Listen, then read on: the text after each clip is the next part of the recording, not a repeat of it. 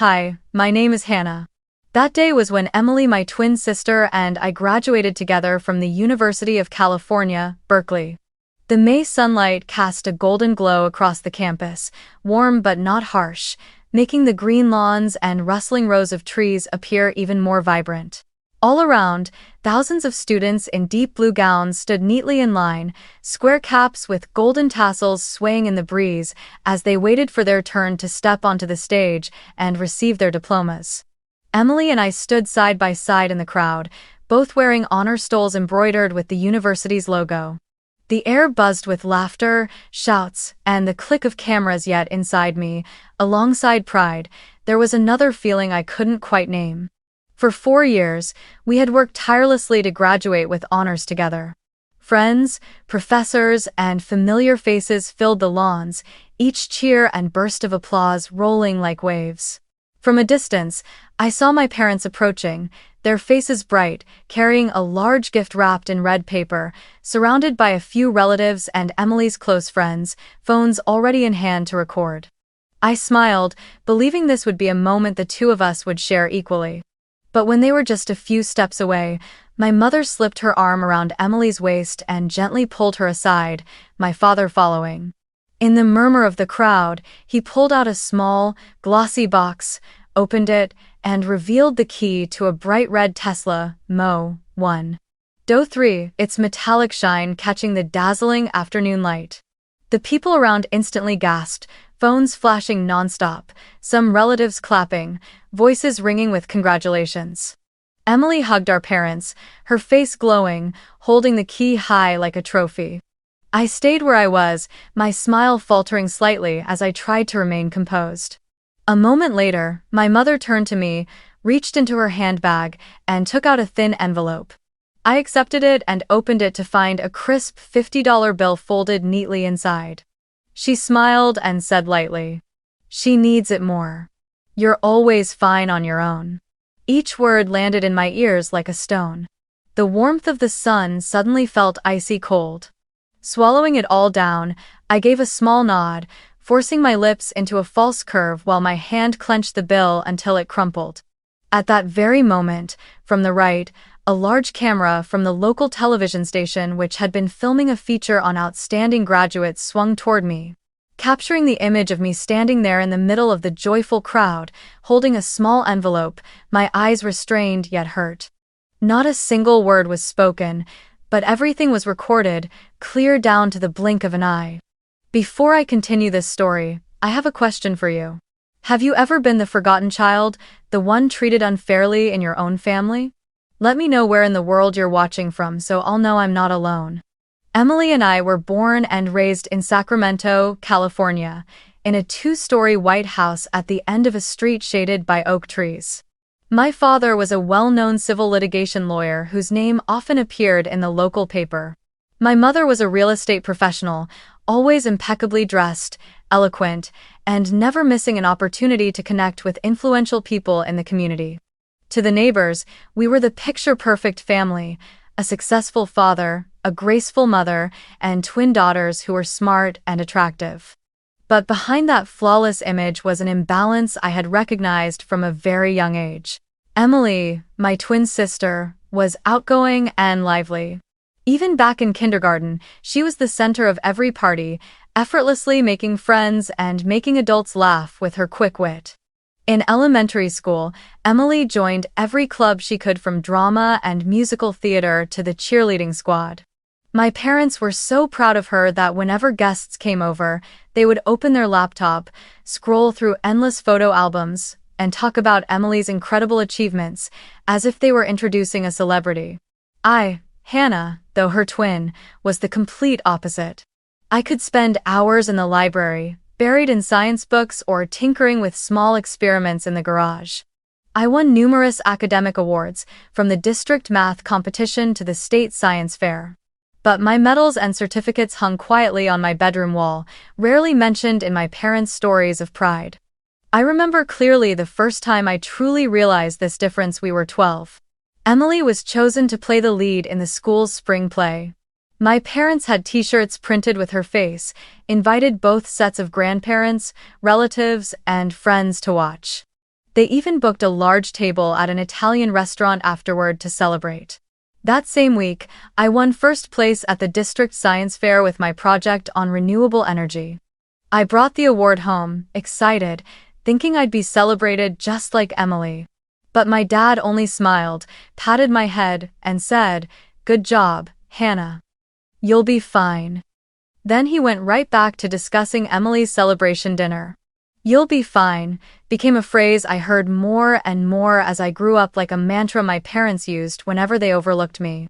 When Emily failed her driver's test the first time, they immediately hired her a private instructor and still bought her a brand new Honda Civic for her 16th birthday. I was different. When I needed a car to travel between school and the research center, my mom said, "You'll be fine, ride your bike, it's healthy."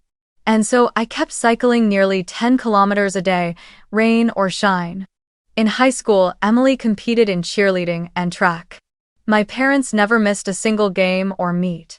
I was on the robotics team and the science club, whose competitions were usually held on weekends in dull auditoriums, and I almost always stood on stage accepting awards alone. When I asked why they never came, the answer was always the same: "You'll be fine." That favoritism even crept into the smallest things. Every Christmas, Emily got the most expensive gift: the latest iPhone, a vacation trip, or a premium makeup kit. I got textbooks, or occasionally a sweater, to wear to school. I didn't dislike the gifts, but they were a constant reminder that my parents' expectations for me revolved entirely around studying and taking care of myself, with no room for joy or reward. I used to convince myself that my parents weren't intentionally playing favorites, that they loved us in different ways. But as the years went by, I began to understand that the love wasn't balanced. Emily was loved and pampered in the way any child would dream of. I was trusted to be fine, and because of that, no one felt the need to stand beside me when I actually needed them. That difference created distance not just between me and my parents, but sometimes between me and Emily. Although she never openly belittled me, her silence in the face of unfairness made me feel even more alone. There were times I wondered, if the roles were reversed, could I stay silent like she did? And the answer, though I didn't want to admit it, was no. Growing up in Emily's shadow taught me how to be resilient and self-reliant, but it also planted in me a hollow feeling that's hard to describe. I learned not to expect recognition, not to wait for praise, and not to hope that anyone would take my side. I became someone who could find her own answers, heal her own wounds, and keep moving forward, but the cost was becoming accustomed to being set aside. And that very habit led me to the moment at the Berkeley graduation, standing in the roar of cheers for Emily while receiving from my mother a $50 envelope and the words, "She needs it more. You're always fine on your own." I wasn't surprised. But this time, unlike all the others, a voice deep inside me whispered that maybe it was time to stop being fine in silence. In my first year at UC Berkeley, Emily and I were technically in the same city but living in completely different worlds. Emily chose communications, a field perfectly suited to her outgoing personality. Her classes often ended early, and the rest of her days were filled with photo shoots for her club, social events, and plenty of upscale parties in apartments overlooking the San Francisco Bay. I, on the other hand, majored in computer engineering, a program so demanding it nearly consumed all my time and energy. From the start, I knew I couldn't rely on my parents to cover tuition or living expenses the way they did for Emily. I took a part-time position in the Artificial Intelligence Research Lab under the Computer Science Department, and I also worked as a teaching assistant for an introductory programming course. My schedule was packed: classes in the morning, lab work in the afternoon, teaching in the evening, then heading back to my dorm to code late into the night. The money I earned from those two jobs was just enough to pay rent, buy books, and cover my basic expenses. Meanwhile, Emily still received a set monthly allowance from our parents.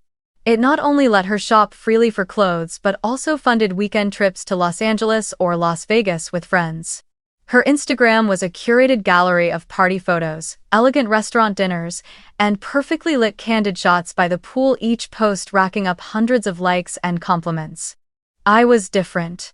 My social media was almost silent, occasionally showing pictures of group projects or snapshots with classmates in the lab. My time wasn't spent on building an image. It was poured into every line of code, every research paper I devoured in search of new ideas. The night I remember most came at the end of the second semester of my sophomore year. My research team had been working for 4 months to develop an AI model that could analyze medical images to detect early signs of lung disease.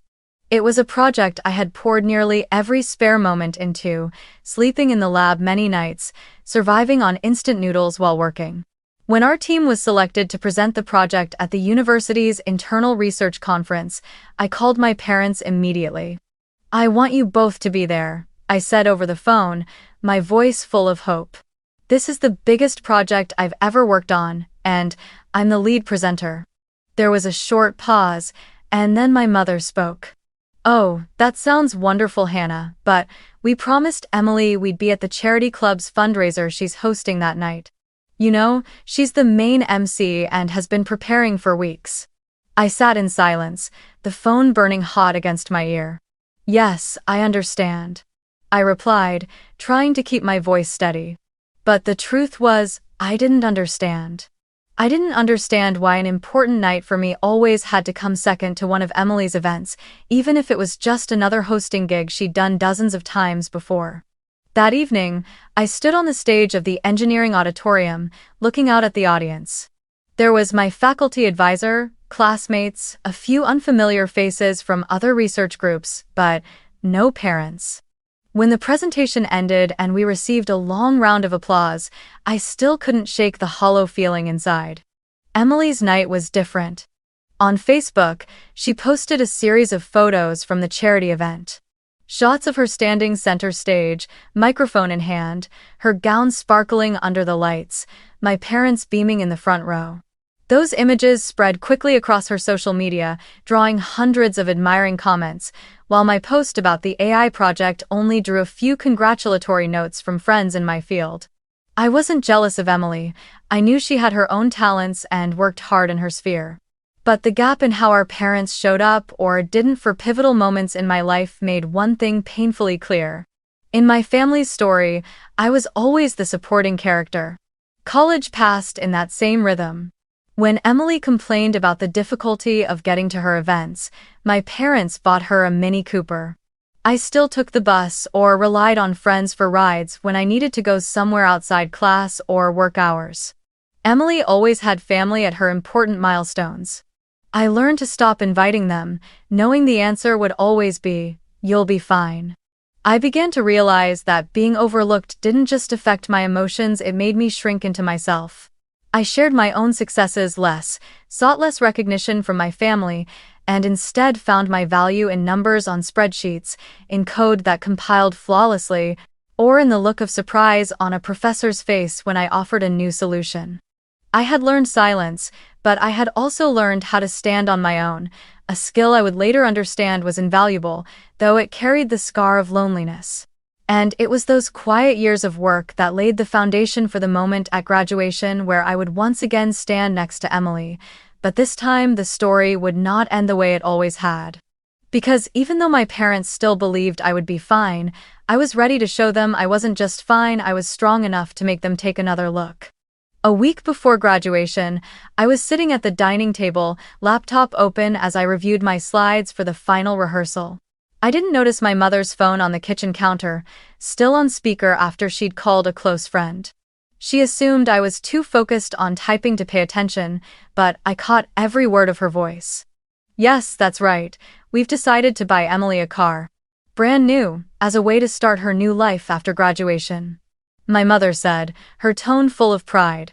"She'll need it for work, for events, and it's a reward for everything she's accomplished."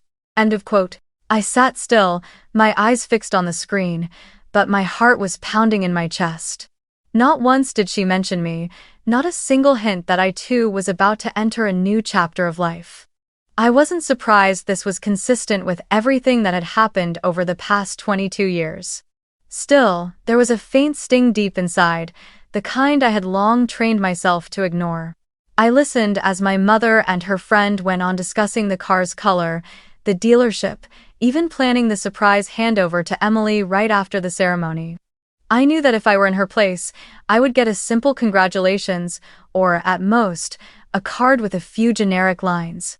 But I reminded myself not to expect anything. I had grown used to moving forward without rewards from them. Instead of letting my mind spiral into comparisons, I turned back to preparing my speech.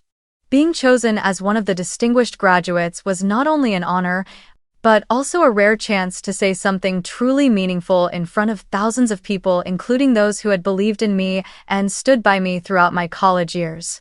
I wanted this speech to be about more than myself. I wanted it to carry a message for anyone who had ever felt left behind. I spent many evenings alone in the library, drafting and redrafting every section. I wrote about sleepless nights in the lab, about the moment our AI model finally worked for the first time, about the friends who had become my second family at Berkeley. I tried to weave in gratitude for the professors, colleagues, and even the quiet staff who cleaned and prepared the classrooms we had used for 4 years. Every time I paused, I wondered if my parents would be in the audience when I spoke. I knew they would be there, but I also knew their eyes would likely be on Emily more than on me. I told myself that was fine. If they couldn't be proud of me through their actions, I would make them proud through my achievements, whether they wanted to acknowledge them or not. That week, Emily called often to talk about trying on dresses, booking her hair and makeup appointments, and picking the perfect shoes to match the special moment. I listened, smiling, keeping my voice light. She had no idea I had overheard my mother's conversation, or that I was quietly preparing for a ceremony I believed would be a turning point in my life.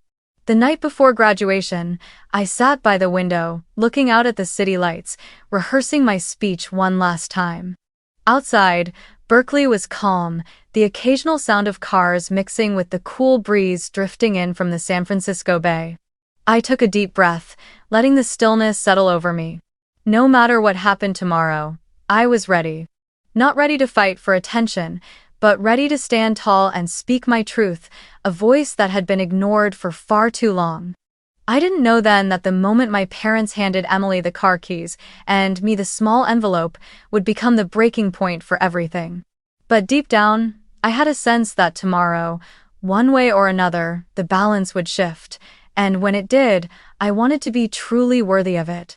Graduation day at UC Berkeley began with a morning full of brightness and noise. On the campus lawn, hundreds of students in blue and gold gowns crowded together, snapping pictures in front of giant backdrops that read, "Class of 2020. The scent of roses, the brass music from the marching band, and the shouts of people calling to each other created an atmosphere that was both proud and tinged with urgency. I stood in the middle of the crowd with Emily and our family, preparing to take the once-in-a-lifetime photo before we both stepped into the auditorium to receive our diplomas. My parents were all smiles, relatives forming a circle around us. Cameras and phones held high, the whole thing felt like a staged family photo shoot. "Everyone, gather here," my mother called out, her voice full of excitement. Emily stood beside me, her hair in soft curls, her face glowing under flawless makeup. I smiled too, trying to blend into the cheerful mood, though a quiet thread of doubt lingered in me ever since overhearing my mother's phone call the week before. Still, I hoped that at least today, this event would belong to both of us. Then my father suddenly motioned for everyone to step aside, creating a ceremonious space in the middle of the group. He turned to Emily and handed her a sleek black box. "A gift for my daughter, to start a new chapter," he announced loudly, making sure everyone around could hear. Emily opened the box, and in that moment, the sunlight caught on a gleaming red Tesla Model 1, DO 3 key. The group erupted instantly, gasps, cheers, applause.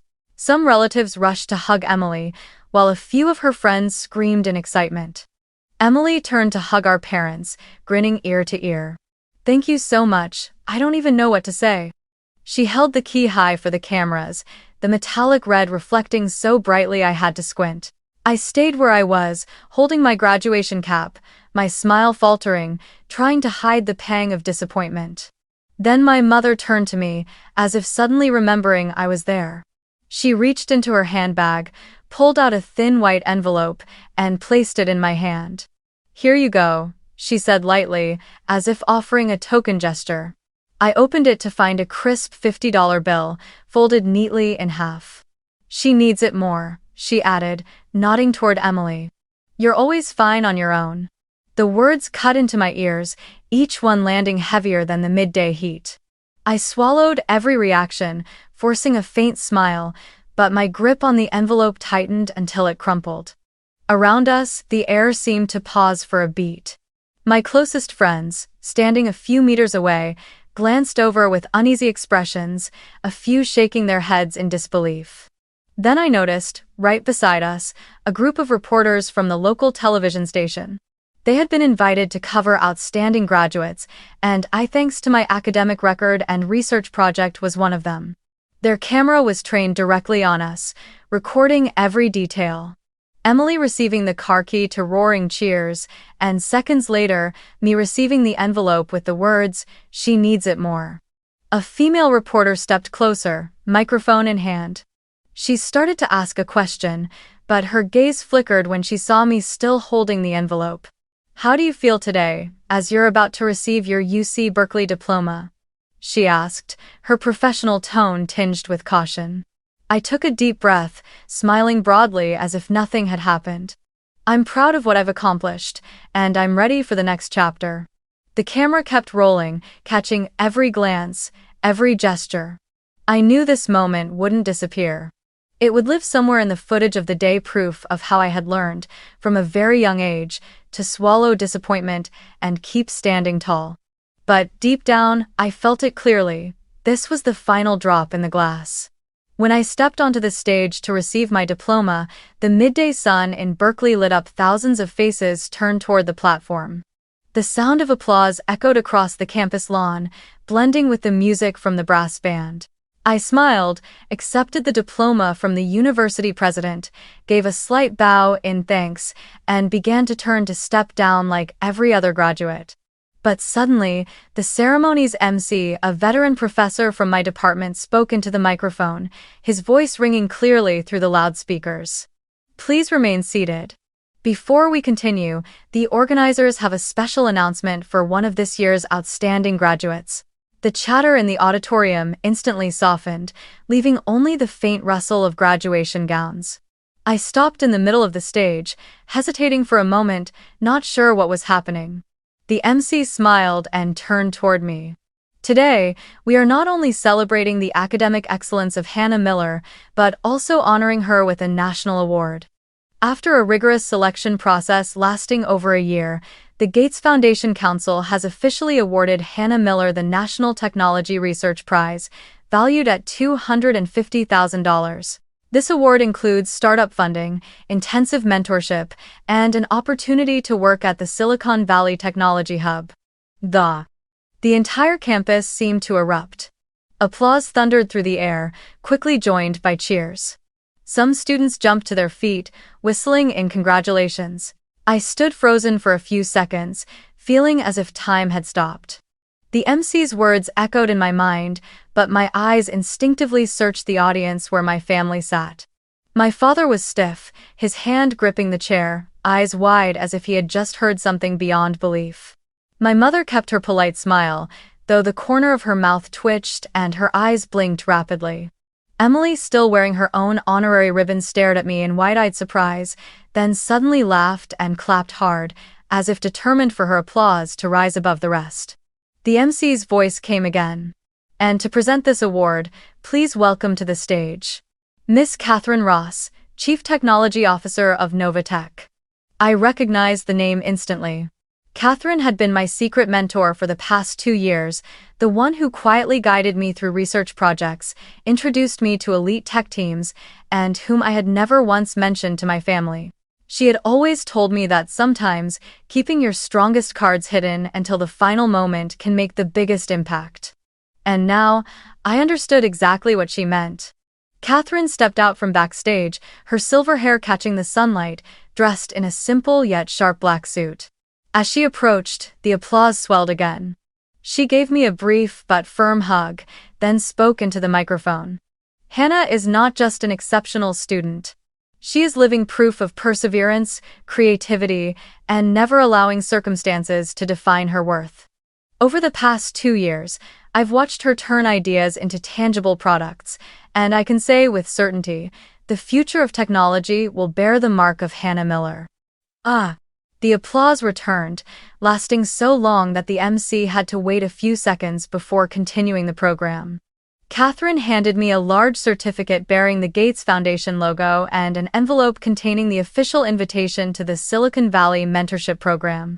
I bowed my head in thanks, my hands trembling slightly around the microphone, but my voice was steady and clear. Thank you to everyone here, thank you to the Gates Foundation, and especially to those who believed in me even when not everyone did. This achievement is not just for me, but for anyone who has ever been underestimated and still refused to give up. As I stepped down from the stage, dozens of students, professors, and guests surrounded me with congratulations. Many asked about the award-winning project, my plans for the startup, and how it felt to receive such an honor in front of thousands. Among them, I caught sight of a few familiar faces from the communications department, friends of Emily making their way over to shake my hand. From a distance, I saw my parents still sitting frozen, as if they hadn't yet caught up to what had just happened. The bright red Tesla Mo. 1, Do 3, parked at the edge of the campus, now looked like a forgotten prop.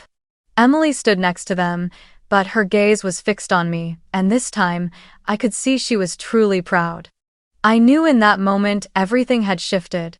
I was no longer Hannah the daughter who would manage on her own, or Hannah the one who's always fine. I was Hannah Miller, recipient of one of the nation's most prestigious awards, with a future even my parents couldn't control or define. More importantly, for the first time in my life, I felt every pair of eyes in the crowd wasn't just glancing past me, they were actually stopping, looking straight at me. As the crowd began to thin, I was still surrounded by handshakes, congratulations, and questions about my research. But through the noise, I saw my parents and Emily approaching. They walked slowly, as if crossing into unfamiliar territory, each step weighted. Their smiles were tight, strained enough for me to notice even from a distance. My father spoke first, his voice low and slightly hoarse, as though he had to swallow something difficult before speaking. "We are very proud of you, Hannah," he said, emphasizing each word. I looked him straight in the eye, sensing the awkwardness and uncertainty behind his statement. My mother stood beside him, nodding rapidly, her hands clutching her handbag like it was a lifeline. Emily stayed silent, her gaze shifting between me and our parents, as if waiting to see what would happen next. I drew in a deep breath, keeping my voice calm. "You've loved us in different ways," I said slowly, clearly. "But only one of us has ever been celebrated." I saw my mother's eyes flicker instantly, and my father tilt his head slightly, as if searching for a rebuttal but finding no words that would fit. A silence stretched for several seconds, then my father reached into his jacket pocket and pulled out a gleaming set of keys. He held them out toward me, his voice stiff. "We want to make it right. These are the keys to another Tesla. We ordered it as soon as we heard about your award. It'll be delivered to you next week." I looked at the keys, recognizing immediately the way they were trying to balance the story in their own terms. The gift didn't come from a genuine desire to acknowledge my achievements from the start, it was a rushed reaction to the fact that their image and narrative had been publicly challenged. I shook my head slightly, a coldness spreading from my chest down to my hands. "No," I said firmly. "It's too late to make things even." The words cut clean, slicing through the illusion that a single gift could erase years of being overlooked. My mother quickly stepped in, her voice trembling slightly. "Don't say that. We just wanted to give both of you the best. Sometimes, we thought you were stronger, that you could handle things on your own, so." I cut her off, not raising my voice, but firm. "Mom, that has always been the reason. You'll be fine. You don't need as much as she does. But you don't understand, every time you said that, it was another time you chose her over me. And today, when you handed me $50 in front of everyone and said she needed it more, you made clear what I've known all along." My father tried to keep his tone calm. "We can't go back to the past, but we can start over." I looked at the keys still resting in his hand. Starting over isn't with a car. Starting over is when you truly see me, not just when I do something big enough for others to notice. And it has to come from the heart, not from a fear of losing face. Wow. Emily finally spoke, her voice small but steady. "Hannah's right. I love this car, but I know exactly what it stands for. And what I wish is that you'd done the same for Hannah, not now, but years ago." My parents said nothing. I could see the unease in their eyes, the kind of silence that comes not because there's nothing left to say, but because every excuse at this point would be meaningless. Finally, I gently pushed the keys back into my father's hand. "I'll take the bus home, like always. And I'll still be fine just as I've always been. But at least now, you know I don't need your approval to feel like I matter." I turned and walked away, feeling their eyes follow me. In that moment, I didn't feel angry or sad anymore. There was only clarity and open space in my heart where I knew I could start a new chapter of my life without waiting for anyone to hand me the keys. Leaving the ceremony that day, I knew one thing for certain: this would be the final turning point between me and my parents. Not because I wanted revenge or to prove anything, but because I was too tired of existing in a system where my worth was always defined by comparison. The Gates Foundation Award was more than just money. That $250,000 was my ticket out of the bindings that had held me for over 2 decades. The next day, I began making plans.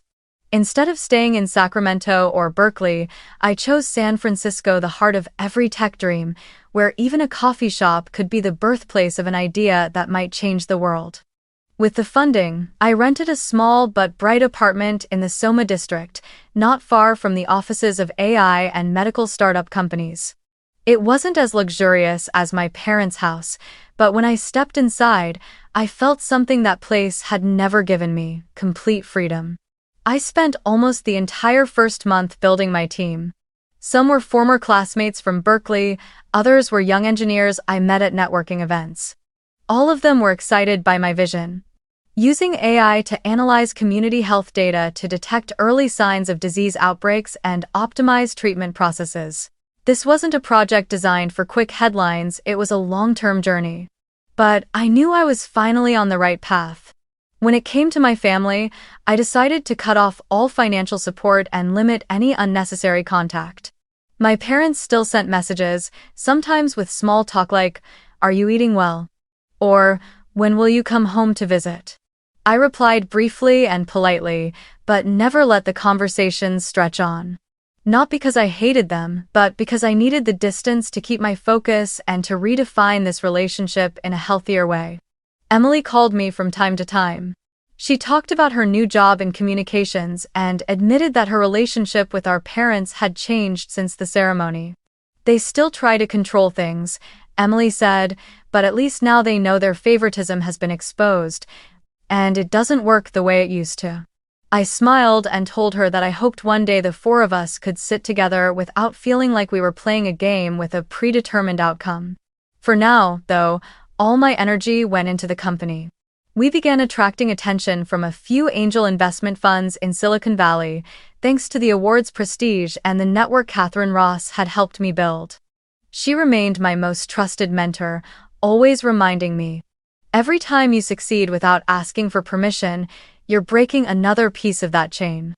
There were nights I stayed up until 2 or 3 in the morning, coding while reviewing machine learning models. In those quiet hours, I realized I no longer felt the loneliness I once did. Instead, I felt connected to a community of people who dared to dream big and to push back against the limits others tried to place on them. One afternoon at the office, I got an email from a major tech magazine inviting me to be featured in their Young Founders column. They wanted to photograph me with my team and talk about my journey from underestimated student to founder of a medical AI company.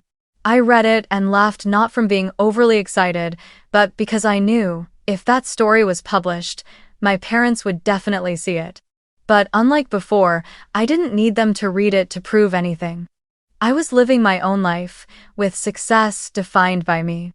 And whenever I thought about that $50 envelope from graduation day, it no longer hurt. It was just a marker, the starting point of the path I chose to walk, without looking back. San Francisco might be expensive, and a startup might be risky, but here, I got to be me. Not someone's copy, not Emily's shadow, and certainly not the always fine daughter my parents felt safe ignoring. This was my new story, and this time, I was the one holding the pen. About 3 months after I moved to San Francisco, while my company was in the testing phase of its first product, Emily called to say she'd be visiting. Her voice carried a hint of hesitation, as if she wasn't sure I would agree. But I said, "Come, we need to talk." The next day, she showed up at the door of my small Soma office. Emily wore a simple sweater, nothing like the elaborate dresses that usually filled her social media photos. When she stepped inside, she looked around and smiled. "This place, it's so you." No frills, but focused and full of energy. I poured her a cup of coffee and gestured toward the small sofa by the window. She was quiet for a few seconds, then began. "Hannah, I want to apologize. Not just for the car at graduation, but for all the years before that. I know Mom and Dad always favored me, and I stayed silent, benefiting from it. I thought, if I didn't object, things would stay peaceful. But the truth is, I was trapped too." I tilted my head slightly, signaling for her to go on. Emily took a deep breath, her eyes fixed on the cup of coffee in her hands. Being the golden child sounds comfortable, but it's like living in a gilded cage. Mom and Dad control everything, the job I choose, the person I date, even the way I dress. Whenever I want to do something they don't approve of, they remind me how much they've invested in me. Over time, I got scared of losing their approval. I stayed quiet, listening. For the first time, I saw a clear crack in Emily's confident exterior. I remembered the look in her eyes at the ceremony when she clapped for me with no trace of envy or rivalry. That night, Emily continued, "When I saw everyone stand up and applaud you, I realized you'd done it all without anyone paving the way for you. And I was jealous, but not in a bad way. I was jealous of your freedom. I want to break free from the way Mom and Dad define my worth." I set my cup down and looked her straight in the eye. "I used to think you didn't see what was happening to me, that you chose to stand with them, not with me. But if you truly want out, I think we can start over." Emily looked up, her eyes a little brighter. "Start over? How?" "It means," I said slowly, "we build our relationship without Mom and Dad in the middle. No comparisons, no competition, no letting them use one person's success or failure to define the other. You have your life, I have mine. But we'll still be sisters, supporting each other, not pawns in their game." Emily smiled, and this time it was genuine. "I want that. I'm tired of playing the perfect role for them. And I know you're tired of being the self-sufficient one they can safely ignore." We talked the whole afternoon.